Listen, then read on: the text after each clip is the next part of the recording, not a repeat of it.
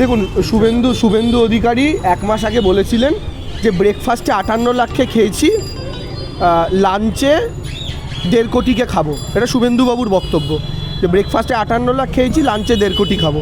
তো ওই লাঞ্চের তার 1.5 কোটির আহার হচ্ছি আমরা যারা লাইনে দাঁড়িয়েছি, বাংলার সাধারণ মানুষ। এবার ফাইনালি তার খাদ্য তালিকা নির্বাচন কমিশন প্রস্তুত করে দিচ্ছে। মালিকের খাবার তো বাড়ির ভৃত্যই রান্না করে দেবে।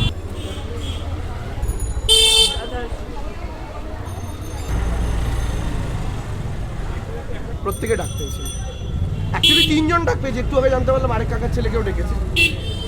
3 জন না, ওই যে নোটিশটা এটা সবাই পাচ্ছে, আমিও পেয়েছি। সেই নোটিশের মধ্যে কোনো স্পেসিফিক কারণ উল্লিখিত নেই।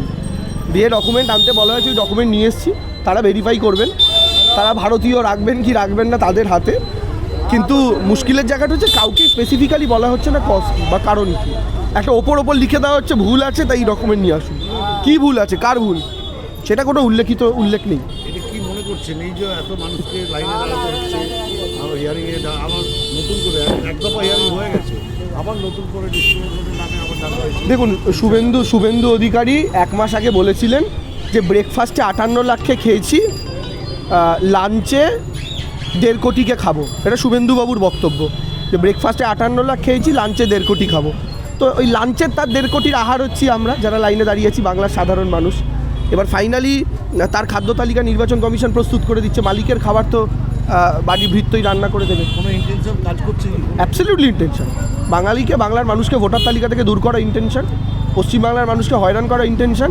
না হলে বিহারের সিস্টেম বাংলায় কেন হচ্ছে না? বিহারে বিএলওদের হাতে ক্ষমতা ছিল, এই ধরনের নামের বানানের ভুল ত্রুটি হলে তারা অ্যাপ্রুভাল দিয়ে দিতে পারতো। বাংলায় কেন বিএলওদের হাতে সেই ক্ষমতা নেই? প্রথমে বললে অ্যাডমিট কার্ড চলবে, তারপরে আবার বললো চলবে না। এখন সুপ্রিম কোর্টের থাপ্পড় খেয়ে বলছে আবার চলবে। কেন এই নিয়ম পরিবর্তন? 7 জন সন্তান একজনকে বাবা বলে চিহ্নিত করলে সেটা ডিসক্রিপেন্সি, আর বিহারে 12 জন সন্তান একজনকে বাবা বলে চিহ্নিত করলে সেটা লজিক্যাল ডিসক্রিপেন্সির আওতায় পড়েনি। কেন বিহারের জন্য এক নিয়ম, বাংলার জন্য এক নিয়ম?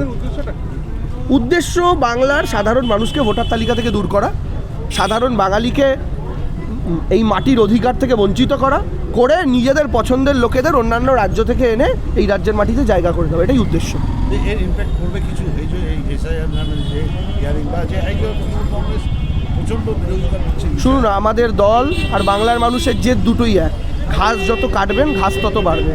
আর বাংলার মানুষের যদি মনে করেন 1.5 কোটি কেটে দিয়ে গল্প অন্য হবে, তাহলে ভুল করছেন। তারপরেও যে 7.5 কোটি থাকবে তারাই বাংলারই মানুষ।